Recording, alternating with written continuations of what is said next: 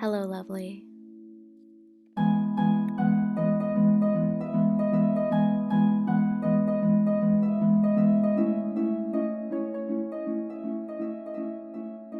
Welcome to the Find a Lovely Life podcast, a safe place for all self love journeys. I'm your host, Monica Rodriguez, and for the past 9 years, I've been on my own self love journey.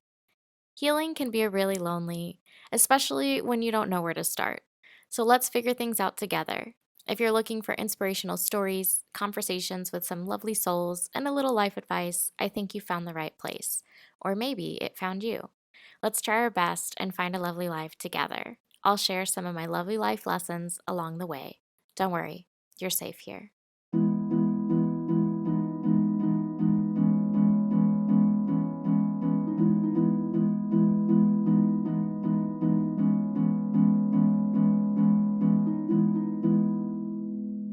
Hello, lovely, and welcome to another episode. These are flying by, and so is life.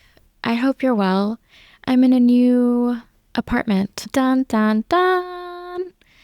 Yeah, life update. I moved. Lots of life decisions. If you'd been up to date with the self-love check-ins, just lots of life logistics, lots of decisions, lots of choices, lots of what's a 5-year plan, lots of adulting, lots of adult things. And so I kind of wanted to take a step back from the adult side of life and thought, why not do some inner child chat? I think sometimes we talk about inner child, we hear inner child healing a lot.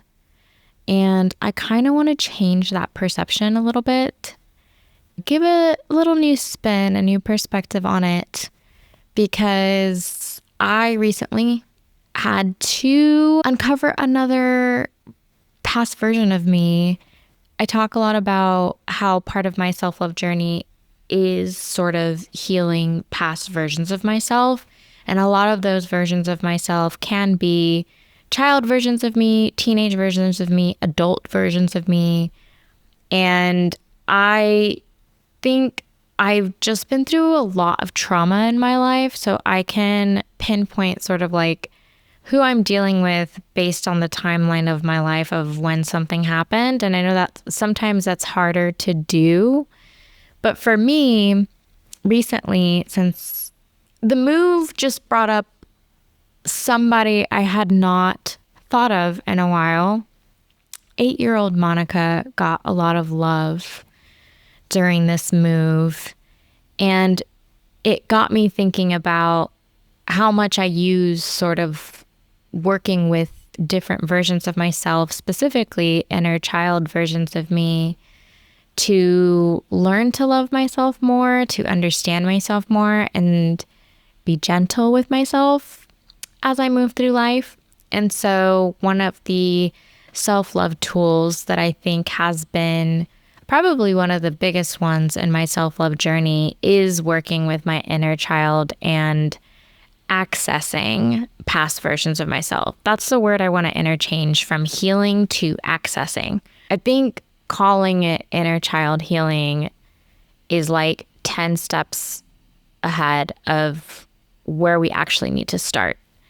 And step one to that is always about finding a safe place that you can access your inner child. Because a lot of times our inner child might be locked up somewhere. There's this movie that I used to love as a kid. We're going to talk a lot about nostalgia in this episode, probably. And it was like the live action Rocky and Bullwinkle. And it's one of the most vivid sort of like film. I'm talking about this like it's like pure cinema. But when I first saw that movie, I was like, oh, that makes sense how inner child sort of depiction can be, where they had two adults and this kid was like locked behind their eyes and they were like pounding on the eyes because the eyes are like the door to the soul, so to speak. And they wanted to like make decisions and move forward in life through these adult characters, through their character development in the movie, they're able to access their inner child more and more because Rocky and Bullwinkle cartoons, Access Point, Portal, etc. The reason I bring that up is because I think a lot of times it's hard to access our inner child. And so therefore, the idea of healing the inner child feels completely out of reach. And also, something I've been working through as well is this idea of healing them. And a lot of the trauma that I have gone through in my life where healing has become this like word of me trying to like accidentally fix. And I have learned that my inner child doesn't want to fix. She doesn't want to heal. Like that's not her conception of love is not this like cathartic healing journey. It is very simple and oftentimes very much, at least in my experience, searching for love and looking for some form of validation and some sense of external sort of someone coming to like love, see her in some way. And so when 8-year-old me kind of started coming up around this time when I was moving, it was interesting because I had all these tools. And so I wanted to kind of share some of the tools that I have used, that I have discovered that have been really helpful in accessing my inner child. So therefore, I can build a safe space for us to work together. And then the healing just sort of happens naturally. It's not the intention, because I think a lot of times when I set the intention of wanting to heal my inner child, they close access to me because it feels like a very adult thing. To them, they just want to be seen and they just want to exist. And so finding ways to give access to them, I think is an easier approach to trying to like throw them in a pool and get over their fears. And I've talked about this in a couple episodes, but going to therapy has helped me significantly in finding ways to access my inner child and being able to have a safe space where I can share the experiences that I have with my inner child in therapy. Like, therapy isn't the place where I access the inner child, because the inner child is not going to come out in a therapy session for me. The inner child is going to come out after I figure out what tools and which ways I can give her access to feel safe so that then I can have access to her again. And so that's one of the misconceptions about therapy, I think, is that therapy in turn is a way for you to kind of bounce ideas off, have a different perspective, have a mirror. And then outside of therapy, you take that conversation and then you go further in. Like, the work happens outside of therapy, not so much in therapy. At least that's been my personal experience with it. And so one of the first tools that my therapist had suggested for access that I've talked about before is sort of a journaling exercise where your dominant hand writes asking questions to your inner child and your non-dominant hand responds on the opposite page. That was the first time I think I accessed my inner child in a way that made sense for me because I'm a writer, pen to paper, that sort of thing. But I want to kind of give more options and like a broad sort of pathways to accessing your inner child so that you can build a relationship with them, not heal them. That's not our intention here. I think that's really important to set the tone for, because if you continue to be like, I'm going to heal my inner child, which I have done, I have said this intention before, I find that it's harder to gain access to them, and it's a lot gentler to approach them as part of you versus something that you need to fix. Throwing that out there. Maybe that's been a lock and key situation where it's been difficult for you to heal or access that part of yourself. And maybe, just maybe, that may be why. So the first access point or tool set, we learn about this when we're young. The five senses: taste, see, hear, smell, touch. Because sensory imagery, sensory skills is something that is associated with when we learn to walk, when we learn to write, when we learn to orient ourselves as a human being on this earth, I think it's a very natural door, an access point for you to tap into and see which one can give you access. So one way that you could start this journey is figuring out at what age something happened to you that you're working through. Or if you can't think of that specific person, just don't worry about age and think more so on these sort of five senses. And then the age will maybe start to come up a little bit once you kind of build their trust a little bit more. Okay. So first one is taste. That one seems to be, food and our relationship to food and how we grew up around food. Maybe there were foods you weren't allowed to eat. Maybe there were foods that mark a very, important memory.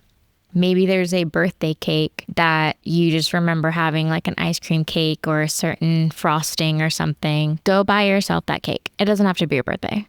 Skills that we talk about in self-love check-ins go hand in hand with these self-love tools because they're opportunities for us to apply those skills and definitions of self-love into the tools to help us love ourselves more. So exercising free will with your inner child should be fun. Should be something that maybe you're a little bit nervous to try because you're still looking for permission. I don't know if that, I don't know if that, I don't know. I'm gonna have to watch this back, but I just got like a thumbs up bubble. Great. We're gonna keep going. Inner child is like my producer right now, and she's like, looks great. I actually used to make a lot of videos when I was a kid, and that was like something that really, wow, she just reminded me of that. Okay, great. Cool. So videos, this is play. Live proof of communication between inner child me as we talk. Okay, time teacher mode in the most gentlest way. Thank you for that. But food, taste, this sense to me is a very easy thing to do. It's getting yourself ice cream. It's finding foods that, feel nostalgic in a way, feel safe. Maybe you weren't allowed to eat hot Cheetos and you go buy yourself a bag of hot Cheetos. It's exercising the free will to allow your inner child to feel safe through the sensory experience of taste. Maybe you cook dinner for them. It has to do something with what you taste, okay? That's one access point, because each access point gives you an opportunity to think of a memory or a point to open the door, and then you answer the call by serving the sense. So the second sense would be sight. Something that I would do I would put a picture of myself as my lock screen on my phone, or print one out, or look back at videos or photos of myself and put them somewhere on a mirror, in my car, somewhere where I could see them as a reflection of myself. Because this helps you practice remembering that you are that person still. And so visual pictures to me is like a very easy way to open the access, because our inner child wants to be seen. And so by seeing them through a photo of yourself, you are literally giving them the validation they need by just looking at a picture of them when you were that age. Third one is hearing or listening. You know what I mean? This one actually was a really useful door for me when I was trying to access my 15-year-old self who went through a lot of trauma. She was very hard to access. And so one of the tools my therapist had recommended doing was a playlist. And I listened to songs that she would like. It was my inner teen So it was a little bit harder to kind of open that door, but sound and music was a way for me to connect with her again and let her give me a little bit more access than before. So if there's any sounds or maybe hearing your own voice, like recording a voice note for your inner child so that they can hear your voice, or if it's a family member's voice, maybe it's a grandmother's voice from a video or something. But music for me was a big one in listening for the five senses, because that door brought memory, and then it also brought nostalgia, and it also gave me a sense of, hey, I'm cool like you. We've always had really good music taste. The next one is smell. And I think smell is like my favorite sense. When I was a kid, when I was in middle school, I thought it was super cool. I had a big perfume phase, and I just wanted to smell like candy. And so I think a lot of what I've tapped into, we talked a little bit about self-love, sort of my definition of like pleasure and sensory experience and what that means.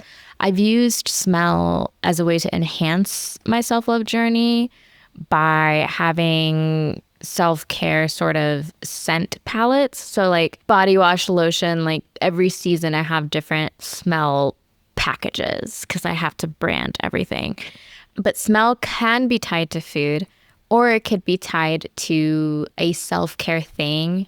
Something that comes to mind is I used to really like taking bubble baths as a kid, and the scent of the bubbles is a very like nostalgic feeling. So maybe this is your sign to go get one of those like Mr. Bubbles bubble bath, like the kid bubble bath, and just take a bubble bath. And just aroma and again, another pathway to help make you feel safe. Maybe it's a candle. Maybe you buy yourself a candle that smells like cereal, and that's an access point. You're just trying to find ways to create safe doors for access. And that's a way you can use smell. Touch, to me, was pen to paper. So that exercise of like touching the page and having them communication and touch like went hand in hand. But getting your hands in dirt, or getting your hand, maybe you go buy some Play-Doh and you just kind of like squish it, giving yourself a hug, touching your own skin. Like it feels weird, but like, when was the last time you touched your elbow? I don't know. Like, I think there are ways to experience the sensory things that, or maybe it's something soft. Maybe you had a blanket as a kid. Maybe you go to TJ Maxx and Marshalls and just touch all the blankets and find one that you just keep touching. And that becomes I had a blankie. That was like my thing. I had a blankie and a pacifier and a bunch of stuffed animals. Maybe you go buy yourself a stuffed animal and you see how it feels. The door is, what is a memory portal access point that feels like I can touch, or I can get my hands in the dirt, or I can finger paint. I've done that before, where it's just this like very kid-like sense of wonder and play where mess isn't a bad thing. And maybe touch for you is creating a mess. Shaving cream, that's another one. So finding those playful ways to open access, that's how we get access to our inner child. And then after we get access comes step 2, which is communication and visualization. So tools for that can be that journaling exercise, right? Talking to yourself out loud. I kind of go into these deep meditations or during yoga, sometimes my yoga class will have a yoga nidra, which is like yoga sleep. And I'll have like a really deep meditation visualization moment where I can talk to or see my inner child. I've also done this like in the shower with the water running. I kind of visualize her and I see her. I know not everyone can do this, but for me, visualization comes naturally in a way that I think of which version of me I'm sort of like thinking of, and then they kind of present themselves in a state of where they are. Like when I first accessed 18-year-old me, she was like I had forgotten about her, and she was like behind this door. Like I opened this door and I was like, oh shit, I forgot about her. But she was basically in this like purgatory simulation making frappuccinos because Starbucks was like my first job. And she was just like, hadn't had a break. And it just looked like a cartoon. And I was like, whoa. And I gave her a cookie and was like, go take a 15-minute break. But she represented just like the need to always be surviving and making money. And so sometimes the visualizations will come in a funny cartoon way. And I would say, welcome that and step into that and open yourself up to seeing what it's trying to show you. Maybe it comes in a dream, maybe it comes in art, which is the next step. After you get access, you have more room to be able to open yourself to communication with this version of you through visualization, through meditation, through talking to yourself out loud, right? But then I want you to create something with them. The relationship building aspect of feeling safe enough for them to give you access so then you can talk to them. If you stop there, they're going to feel used and they're going to close up again. And it's going to be really hard to get access again. So you have to like go with the momentum here. And after you have had access and communication in some form or way, fashion, creating something with them is what builds the relationship together again. So this could be in some form of art. Maybe it's like a collage. Maybe it's cooking a meal together. Maybe it's buying a plant and you both watering it together, making flower arrangements. We talked about flowers in an episode. The point is that it's something that you create together in some form of art form. And then after you've built that sort of like co-creating relationship, then you take it a step further and you do something external, like a self-love date, but with your inner child. So maybe you go bowling, you go roller skating, we talked about summer bucket lists in our last self-love tool episode. Maybe you make a self-love inner child date list where it's specifically the person that you're working with, that version of you, you take them on a specific date. Just them. So you're not going alone. You're literally doing this for them. Maybe you go get a snow cone. Maybe you take them to the toy store. I talk about like going to the pool. I've gone bowling. A very simple one is going to the library and allowing them to choose a book in one of the kidlit sections. So like whether it's a picture book, a middle grade, a chapter book, allowing yourself to read something that inner you, kid you would have liked to read is another really great self-love date because it's quality time and it gives them authority and choice. Ooh, self-love, check-in buzzwords. The whole point is that you define self-love and then you use the tool and then you embody it and then you become the master of it, right? So that's a perfect example.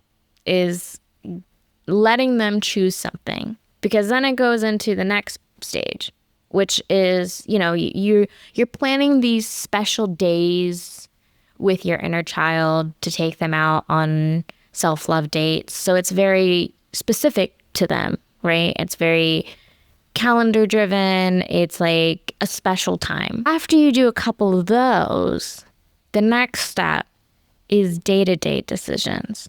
Because now you've built that relationship with them, you spend time with them, they trust you a little bit more, and now you start allowing them to have input, not take over the wheel.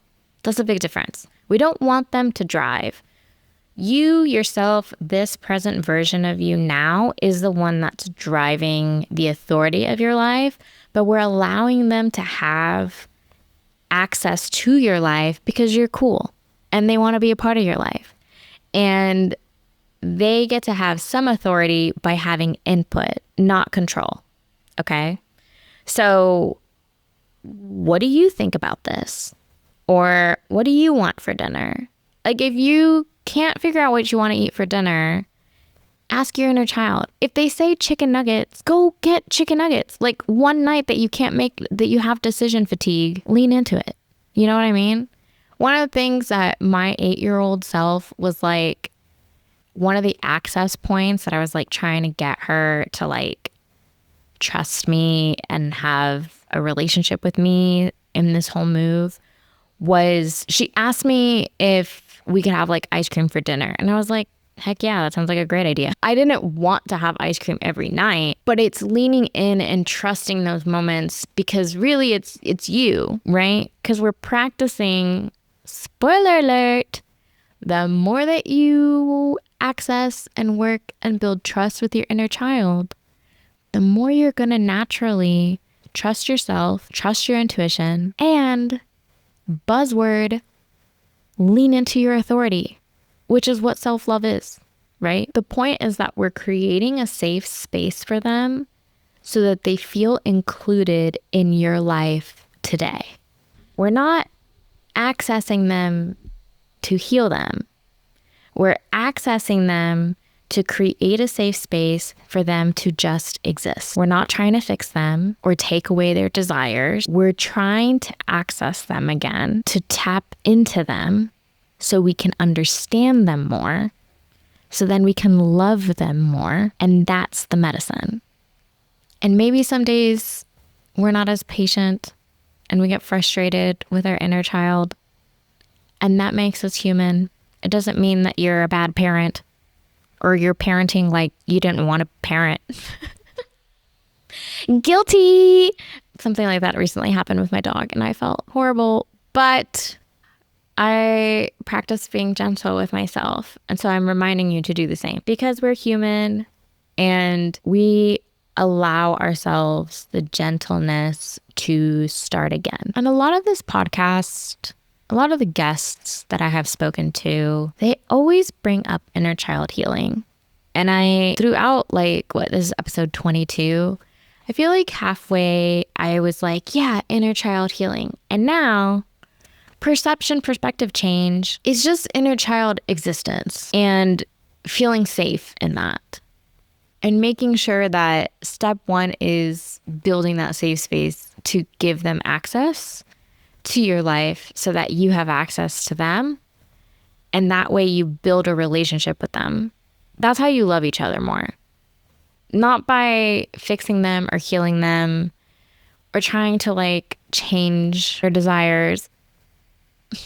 Again, guilty. I'm sharing this because I have learned from it. I just want to invite a new perspective that encourages us to enjoy them as much as they want to be loved and admired. Because the point isn't to fix or heal them. It's to see them and include them. Because I think most kids want to be seen. And you can't really know someone unless you see someone, but you have to see someone in order to then know someone. And once you know someone, then you can start to love someone. And that's how you love yourself more with each age that you work with. They want to be seen as much as you want to be seen. And they actually want to be seen by you. They might want to be seen by other people and loved by other people. But when you give them the freedom to show them how much you can love them too, to them, it's just love is love.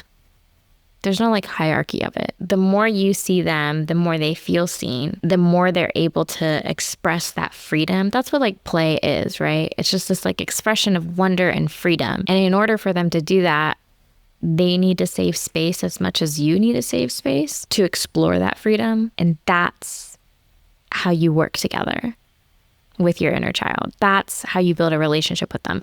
That's how you love them more and in turn love yourself more in your self-love journey with them. And the biggest way that I have, and this is just a personal thing, journaling again has been a really big, and I have a list of self-love tool episodes that I want to do, but this one just kept there's just been a lot of alignment around this, and I was having trouble doing an episode, and I was like, you know what? I'm just going to lean into it. But because I journal a lot, because I'm so self-aware, I put together some journal questions that you can try and ask your inner child as like a last sort of toolkit for you for this episode.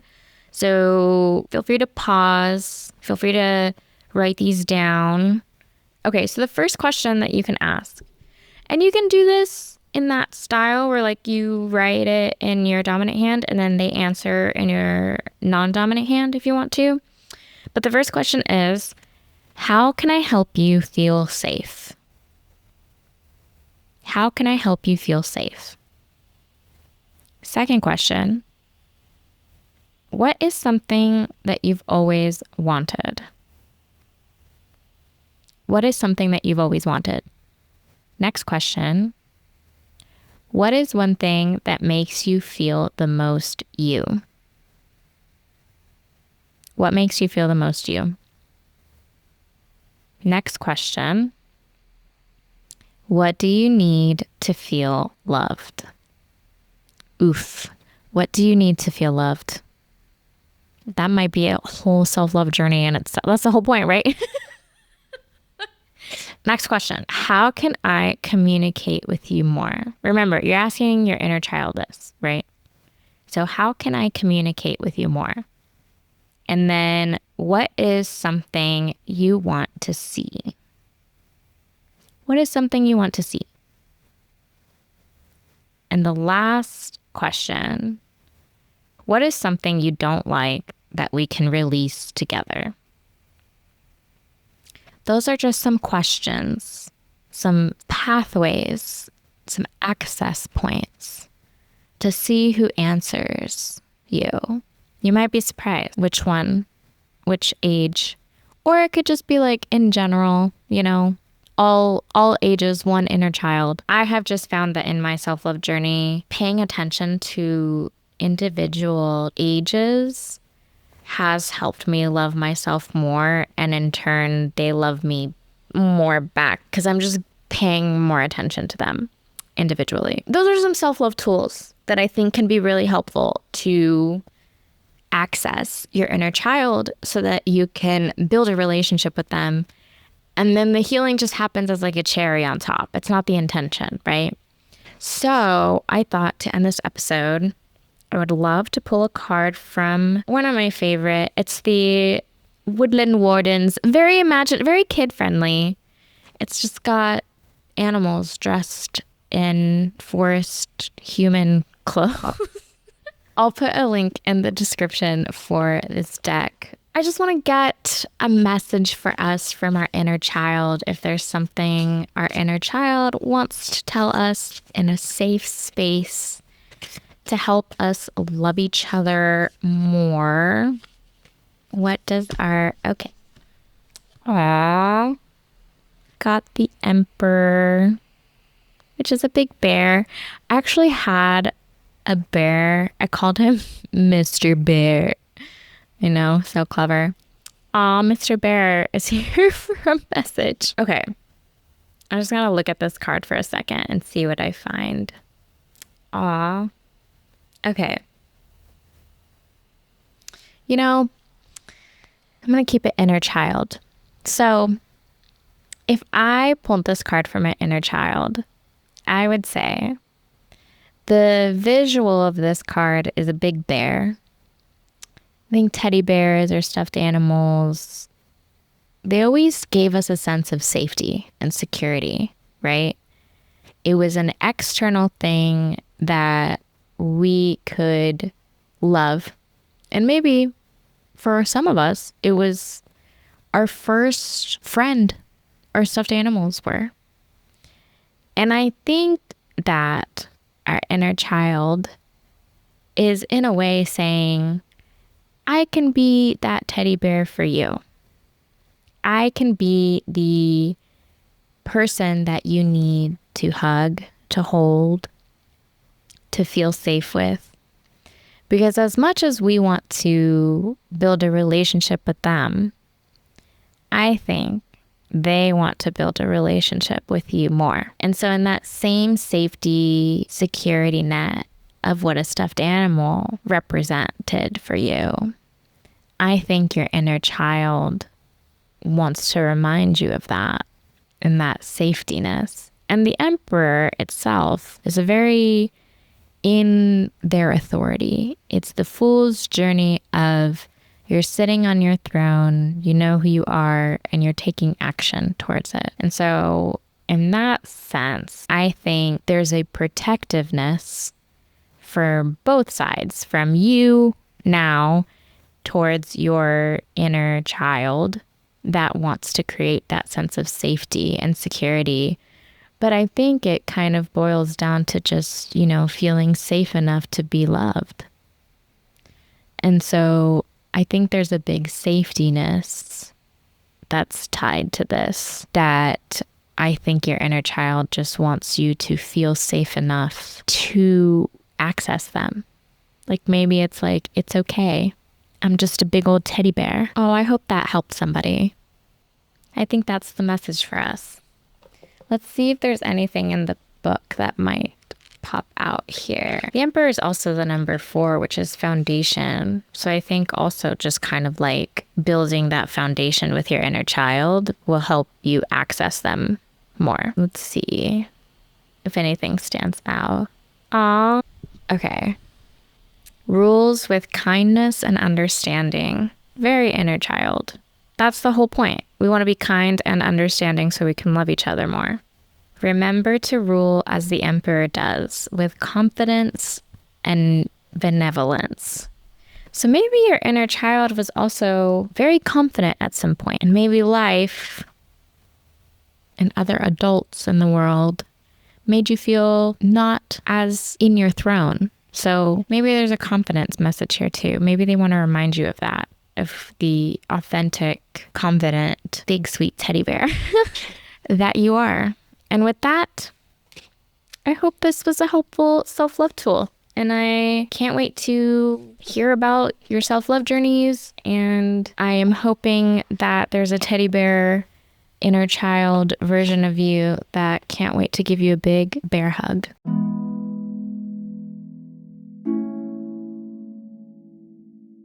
And that's the episode.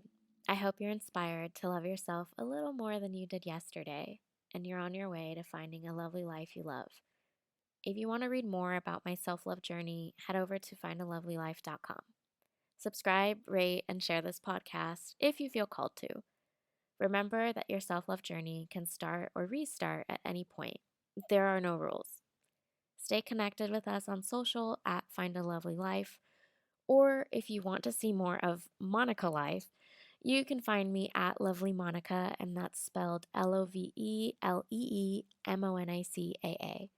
I'll say goodbye for now. Thanks for listening. Until next time.